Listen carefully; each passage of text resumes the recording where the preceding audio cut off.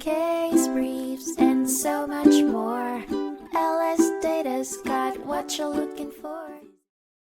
Horne v. Dep't of Agric was a 2015 case heard by the Supreme Court of the United States, focusing on the idea that the government cannot take someone's property without paying them fairly, even if it is for a regulatory purpose. The Hornes, raisin growers and handlers, were required to set aside a percentage of their crop for the government under the California Raisin Marketing Order. They refused to do so, arguing that the reserve requirement was an unconstitutional taking of their property, and were fined. The Supreme Court sent the case back to the Court of Appeals to address their argument on the merits. The Agricultural Marketing Agreement Act of 1937 authorized the Secretary of Agriculture to promulgate marketing orders for agricultural products, and the marketing order for raisins required growers to give a percentage of their crop to the government. The Raisin Administrative Committee, a government entity, determined the required allocation, and the government sold, allocated, or disposed of the raisins to maintain an orderly market. The case raised the question of whether the government must pay just compensation when physically taking possession of personal property,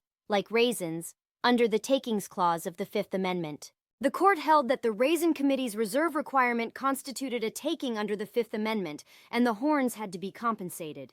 The court rejected the government's argument and found that the Hornes couldn't use the Takings Clause to excuse noncompliance or refuse the fine. The government could require property rights given up as a condition of market entry without affecting a per se taking.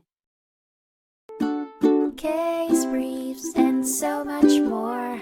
LSData's got what you're looking for. Visit lsd.law, elevate your mind.